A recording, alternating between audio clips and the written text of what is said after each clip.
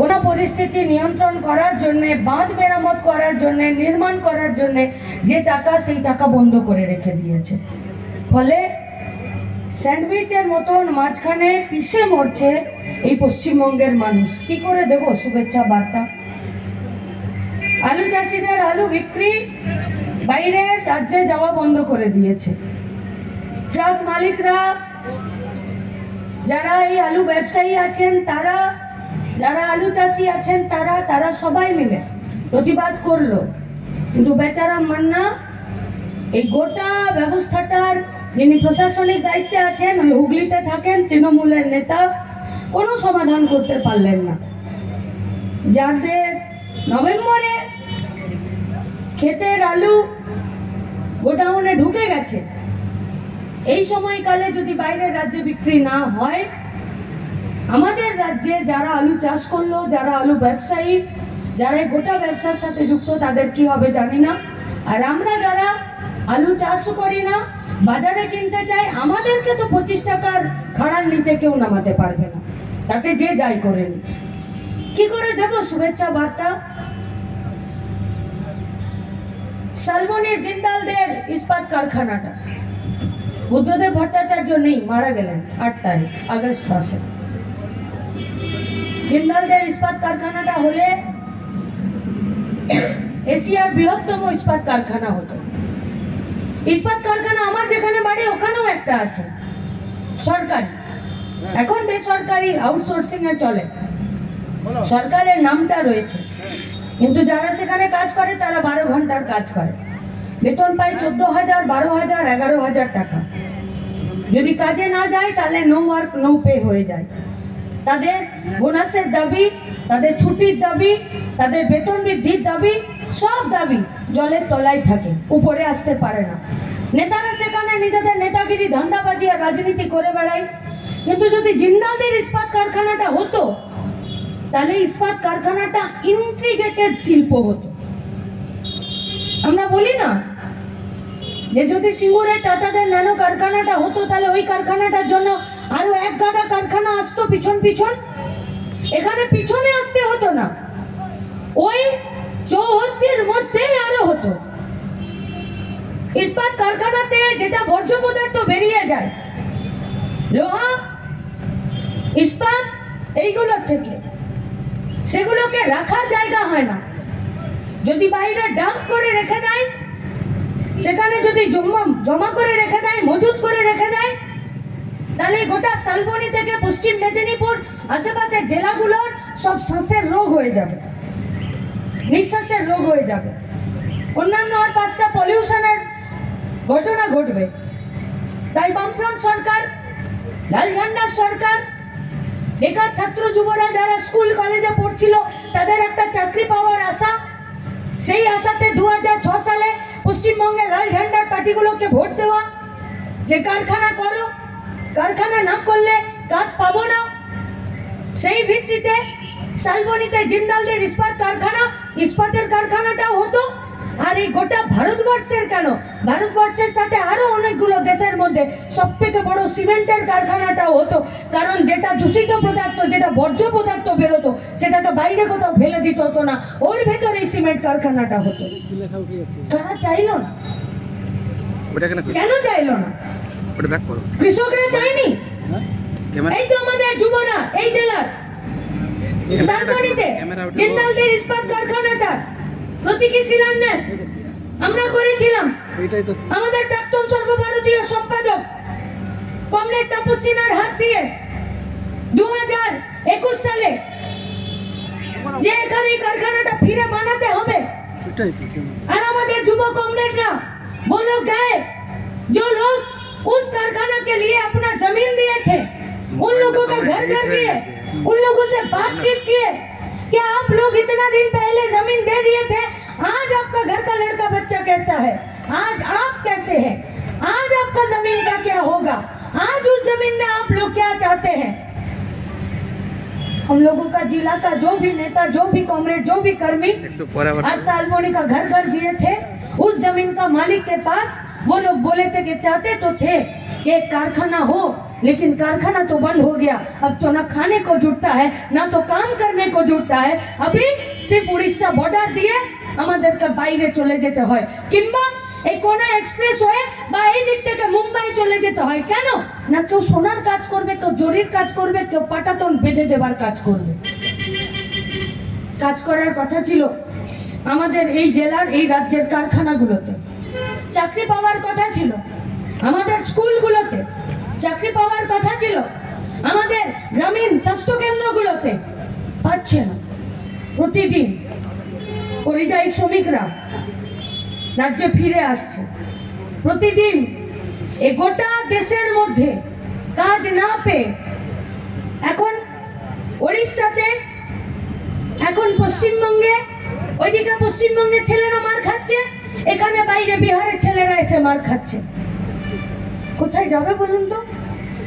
নিজেদের জান প্রাণের মান সম্মানের অধিকার নিয়ে বেঁচে থাকার জন্য কোথায় যাবে? কারা তৈরি করলো এই পরিস্থিতি? শালবনীতে জিন্দালদের কারখানাটা হবার জন্য যখন এখানে বুদ্ধদেব ভট্টাচার্য এলো, এখানেই তো ল্যান্ডমাইন বিস্ফোরিত হলো, মরে যেত সেদিনই। কারা মারা গেল? স্বাস্থ্যকর্মীরা মারা গেল। আর আজকে সেদিনকে ল্যান্ডমাইনের স্বাস্থ্যকর্মীরা মারা গেল, আর আজকে আর্চিকরের ভেতরে সরকারি হসপিটালে সরকারি ডাক্তার রেপ হয়ে খুন হয়ে গেল। পারবেন দিতে শুভেচ্ছা বার্তা যে পুজোটা ভালো কাটুক, ভালো থাকুন? কোন দিকটাই ভালো আছি? এই যে এত বড় বড় ট্রাক চলছে, যান জিজ্ঞেস করুন বালি খাদানগুলোর কি অবস্থা। ট্রাকে বালি লোড হচ্ছে, পুলিশ তো যদি ওভারলোডেড গাড়ি না হয়, পুলিশের গর্দান থাকবে না, ওভারলোডেড গাড়ি করতে হবে, নইলে এক্সট্রা পয়সা ইনকাম হবে। अच्छा, যারা গাড়িগুলো চালায় তারা কি গাড়ির মালিক? नहीं, जो लोग ट्रकों का मालिक है वो खुद ट्रक नहीं चलाते हैं, खलासी भी नहीं रहता। इस गाड़ी का रिपेयर हो, इस गाड़ी का कोई भी मरम्मत हो, वो भी जो काम करता है वो भी रास्ते पर रहने वाला कोई ऑटोमोबाइल या कोई सस्ते का गैरेज में काम सीखने वाला कोई बेरोजगार नौजवान होता है। आज ये सब ट्रक कहां से कहां जाता है? যে কোনো বিষয়ে, যে কোনো জিনিসে আজকে নতুন নতুন টোল ট্যাক্স বসাচ্ছে, আজকে নতুন নতুন তারা এই ট্রাকগুলোকে ওজন করার জন্য মেশিন পত্র বসাচ্ছে। সেই মেশিনে যা ওজন হবে সেই ওজনের থেকে বেশি ওজন হচ্ছে। যদি 100টা ওজনের মেশিন বসাচ্ছে, তার মধ্যে 2-4টা এমন ফেক বসিয়ে দিচ্ছে যে গাড়ির ট্রাকের ওজন এমনি এমনি বেড়ে যাবে। একটা জেলা থেকে আরেকটা জেলা পার হতে গেলে ওভারলোডেড গাড়িকে আলাদা করে পয়সা দিতে হবে। যদি একটা জেলা, একটা গাড়ি এই পশ্চিমবঙ্গের 23টা জেলা পার হয়ে যায়, তাহলে তাদেরকে কমপক্ষে কম বেশি 250 টাকা করে দিতে হবে। তাহলে একবার যদি মেদিনীপুরের একটা গাড়ি আলিপুরদুয়ারে যায়, তাহলে তাকে কতগুলো জেলা পার হতে গেলে কতবার টাকা দিতে হবে? পারবে থাকতে ট্রাকের মালিকরা এই ব্যবসায়? তাহলে এই ট্রাকগুলোকে কারা, এই মালিকানাগুলোকে কারা নিচ্ছে? তারা নিয়ে নিচ্ছে না তো, যারা সিন্ডিকেট করে নদীর বেড থেকে বালি তুলে নিচ্ছে, তারা তুলে নিচ্ছে না তো? যারা নদীর পাড়ে দাঁড়িয়ে জেসিবি লাগিয়ে আইনকে বুড়ো আঙুল দেখিয়ে পুলিশের সামনে বালি তুলে নিয়ে ওভারলোডেড গাড়ি কাটাতে ওজন করিয়ে পুলিশের সামনে নাকের ডগা দিয়ে কাগজপত্র বেআইনি থাকা সমেত বের করে নিচ্ছে, সেই সমস্ত বালি সিন্ডিকেটের মালিকরা এই ট্রাকগুলোকে তাদের মালিকানা নিয়ে নিচ্ছে না তো? যদি মালিকানার হাত বদল হচ্ছে, তাহলে যিনি গাড়ির ড্রাইভার ছিলেন, যিনি খালাসি ছিলেন, যিনি ট্রাকগুলোকে সারাচ্ছেন, তাদের অবস্থা কোথায়? কে ভালো আছে? কে? दुर्नीति गोटा राज्यटा डूबे আছে।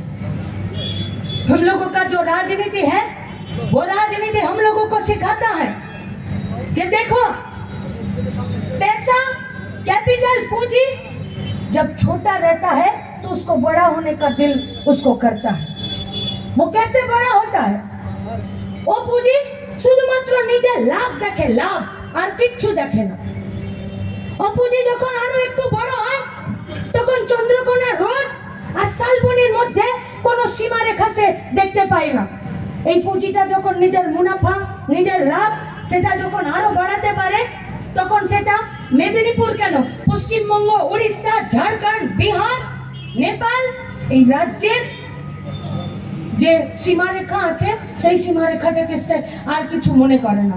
পুঁজি যখন আরো বড় হয়, সে যখন শুধু তার মুনাফাটা দেখে, তখন সে দেশেরও আর গণ্ডিটা মানে না। এই দেশের পুঁজি অন্য দেশে গিয়ে ব্যবসা করে, অন্য দেশের পুঁজি এই দেশে এসে ব্যবসা করে। পুঁজি যখন আরো বড় হয় তখন সে আইন কানুনকেও তোয়াক্কা করে, সব আইন কানুনকে বুড়ো আঙুল দেখিয়ে সে একটা বেআইনি গোটা চক্রকে নিজের পকেটে পুরতে চায়। এই পুঁজি যখন আরো বড় হয় तब वो देश में, राज्य में जो सरकार होगा, उस सरकार भी कौन होगा, उसका भी नियंत्रण, उसका भी रिमोट कंट्रोल अपने हाथ में रखना चाहता है। যারা গড়বেতাতে, যারা এই মেদিনীপুরের, যারা এই গোটা পশ্চিমবঙ্গের বালির বেডগুলোতে, নদীর বেডগুলোতে দাঁড়িয়ে জেসিবি লাগিয়ে পুলিশকে বুড়ো আঙুল দেখিয়ে ওভারলোডেড গাড়ি এক রাজ্য থেকে আরেক রাজ্য চলে গিয়ে গোটা ট্রাকের ব্যবসাটাকে নিজেদের পুঁজিতে, নিজেদের মুঠিতে ভরে নিয়েছে, এমন হচ্ছে না তো যে পুঁজি যখন बढ़ते बढ़ते सरकार के, आइन कानून के, अपने खुद के सामने घुटने टेकने के लिए वो लोग मजबूर कर देता है, तो पश्चिम बंगाल में कोई बाली माफिया गुलो पश्चिम बंगे सरकारটাকে তাদের কাছে হাঁটু গাড়তে বাধ্য করে দিচ্ছে না তো।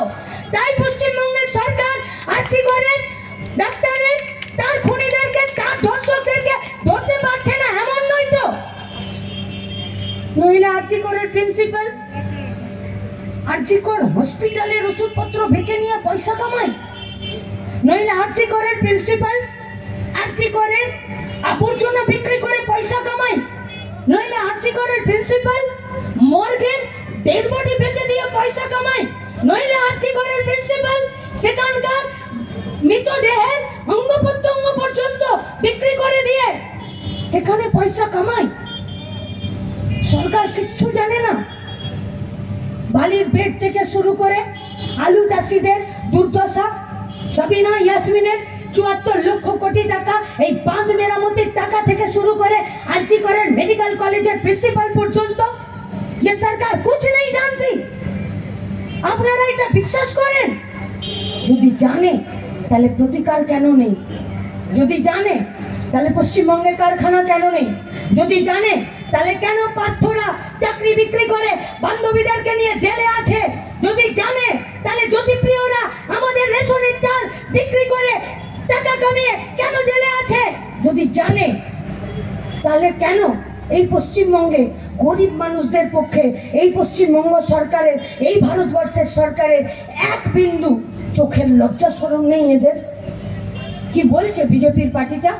मोहन भागवत ये बोलता है कि इस पश्चिम बंगाल का सीएम मुख्यमंत्री ममता बनर्जी इस आंदोलन को तोड़ने के लिए जो भी वो निर्णय लेगी, मोहन भागवत, आरएसएस, बीजेपी माथा, बीजेपी बाप एरा ममता बनर्जी का सपोर्ट करবে। আর যেদিন কেরা বলে দিল মমতা ব্যানার্জি কে সাপোর্ট করবে, তার কয়েকদিনের মাথায় অনুব্রত বেরিয়ে গেল জামিনে।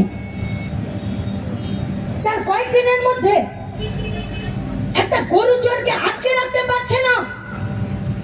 একটা গরু চোর যদি ফিরে পশ্চিমবঙ্গের মাটিতে নামে তাহলে পশ্চিমবঙ্গের বেকার ছেলে মেয়েরা যারা স্কুলে চাকরি পাচ্ছে না, স্বাস্থ্য কেন্দ্রে চাকরি পাচ্ছে না, যারা রেশনের ডিপার্টমেন্টে চাকরি পাচ্ছে না, পুলিশে নতুন করে পার্মানেন্ট চাকরি পাচ্ছে না, সিভিকে নীল ড্রেস পরে ট্রাক থেকে 10 টাকা নিতে বাধ্য হচ্ছে, সেই ছেলে মেয়েরা কোথায় যাবে? কোথায় যাবে সেই সব ছেলে মেয়েরা? সেই সব ছেলে মেয়েদের কি ঘুর পথে আপনারা একটা বেআইনি কাজের সাথে যুক্ত হতে বলে দিচ্ছেন? পেটের দায়ে, সংসার পরিচালনার দায়ে, বাপ মায়ের নিরাপত্তার দায়ে বাচ্চা ছেলে মেয়েকে কি লেখাপড়া শেখাবে তার দায়? তাহলে পশ্চিমবঙ্গের সরকারটা গোটা রাজ্যটাকে একটা অপরাধ প্রবণ রাজ্যে পরিণত করতে চাইছে। তাই তো আজ তাই 2 মাসের কাছাকাছি হতে চললো একটা সরকারি হসপিটালে, যেখানে এত সিসি ক্যামেরা আছে, যেখানে এতগুলো ডাক্তার একসাথে ডিউটিতে থাকে, যেখানে একটা মেডিকেল কলেজে এত পেশেন্ট পার্টি আছে, এত মেডিকেল স্টাফ আছে, সেখানে একটা মেয়েকে এইভাবে নৃশংসভাবে ধর্ষণ করে খুন করে দিল, অথচ এখনো পর্যন্ত কেউ ধরা পড়ছে না, কেউ না।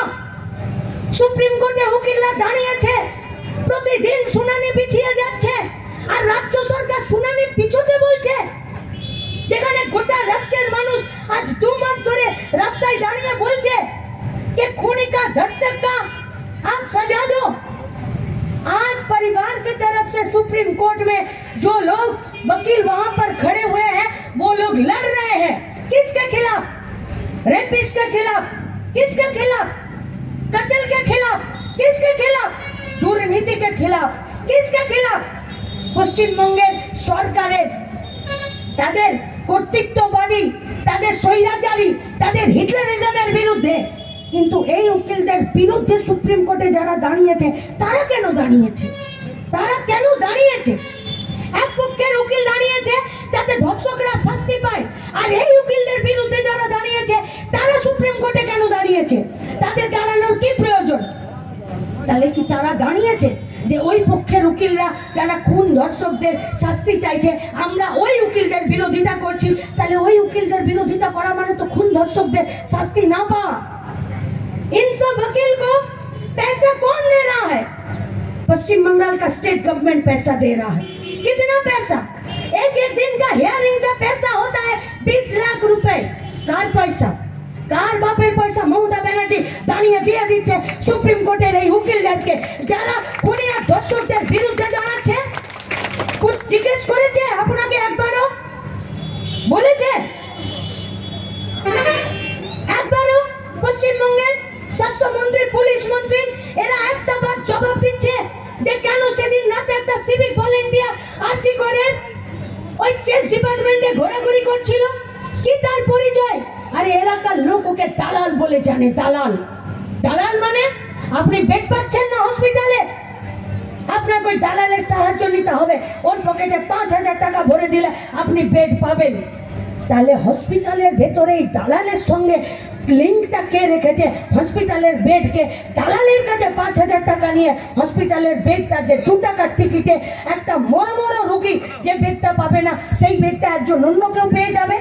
আপনি ব্লাড নিতে যান, ব্লাড পাবেন না, ডোনার নিয়ে আসতে হবে, কার্ড থাকলেও ব্লাড পাবেন না। আর একটা দালালকে ধরলে ব্লাড ব্যাংকের দালাল চক্ররা সেই ব্লাড বিক্রি করে দিচ্ছে। জানে না হসপিটাল? জানে না সিএমও হয়েছিরা? জানে না বিএমও হয়েছিরা? জানে না হসপিটালের সুপাররা? জানে না অ্যাসিস্ট্যান্ট সুপাররা? জানে না স্বাস্থ্যমন্ত্রীরা? জানে না স্বাস্থ্য অধিকর্তারা? ডাক্তাররা জানে না? জানে তো, জানে বলেই তো আজকে ডাক্তাররা রাস্তায় নেমেছে যে আর নয়, বহু হয়েছে, আর নয়। তাই ডাক্তাররা মুখের মতন জবাব দিয়েছে যে সরকারের থেকেও সরকারের বিরুদ্ধে লড়াইটা করা চাই, তাতে মানুষের জন্য সরকার, সরকারের জন্য মানুষ নয়। শুধু কি দুর্নীতি জেলা হসপিটালে? শুধু কি दुर्नीति आरजीकर मेडिकल कॉलेज है? आपका ग्रामीण उप स्वास्थ्य केंद्रों में दुर्नीति नहीं है? क्या बोलते हैं लोग कि पोआती माँ गुलो बच्चा होते गए लेबर रूमे चले गए, प्रसव व्यथा शुरू हो गए, हॉस्पिटले নিয়ে চলে গেছে লেবার রুমে, তার বাচ্চা হবে, বাচ্চাটার মাথাটা বের হয়ে গেছে, ডাক্তার বাচ্চাকে ছুঁচ্ছে না কেন? কারণ ডাক্তারের কাছে গ্লাভস নেই, হসপিটালে গ্লাভসের সাপ্লাই নেই। ডাক্তার লিখে দিচ্ছে পেশেন্ট পার্টিকে যে যাও গ্লাভস কিনে নিয়ে আসো বাইরে থেকে, তবে গিয়ে বাচ্চাটার মাথা ধরে মায়ের পেট থেকে বার করে দেবো। কেন? আমি তো গামছা কিনলে সরকারকে দস্তুরের মতন আমি ট্যাক্সের টাকা দিই, আমি তো মোবাইলে রিচার্জ করলে আমি তো সরকারকে ট্যাক্সের টাকা দিই, আমি খেতে পাই আর না পাই একটা বিড়ি কিনলেও তো সরকারকে ট্যাক্সের টাকা দিই। তাহলে আমার বাড়ির, আমার বাংলার, আমার মায়েদের বাচ্চা হলে সেই বাচ্চার মাথাটা বেরোলো, ডাক্তারের কাছে একটা গ্লাভস কেন থাকবে না? কেন সিডিপি ওরা গায়ে গায়ে ঘুরছে না? কেন অঙ্গনবাড়ি থেকে যে ভাতের পরে ডাল হবে না, ডালের পরে ডিম সেদ্ধ হবে, নাকি বুকে দুধ হবার জন্য আয়রনের ট্যাবলেটটা হবে, আর নাকি মা যখন বাচ্চাকে ডেলিভারি দিতে যাবে তার শরীরে কতটা রক্ত আছে রক্ত নেই তার একটা হিমোগ্লোবিন টেস্ট করে তাকে কিছু ওষুধ দিতে হবে? কেন নেই? কেন নেই? কেন পশ্চিমবঙ্গে ছানি অপারেশন কমে গেল? কেন পশ্চিমবঙ্গে টিবির ওষুধ আর পাওয়া যাচ্ছে না? কেন পশ্চিমবঙ্গে আজকে একটা হার্টের অপারেশন, একটা ব্রেনের অপারেশন, একটা হাঁটু চেঞ্জ করতে গেলে 3 মাস 4 মাস ধরে অপেক্ষা করতে হয়? কেন? কেন নতুন করে বড় কোনো হসপিটাল নেই? 42টা মাল্টি সুপার স্পেশালিটি হসপিটাল। এই সুপার স্পেশালিটি 42টা হসপিটালে নীল সাদা রং ছাড়া কি আছে? কি আছে? প্রশ্ন তুলবেন না? আমরা কেন প্রশ্ন তুলছি? একটা হসপিটালে চলে যান, সেখানে যদি বাথরুম পরিষ্কার না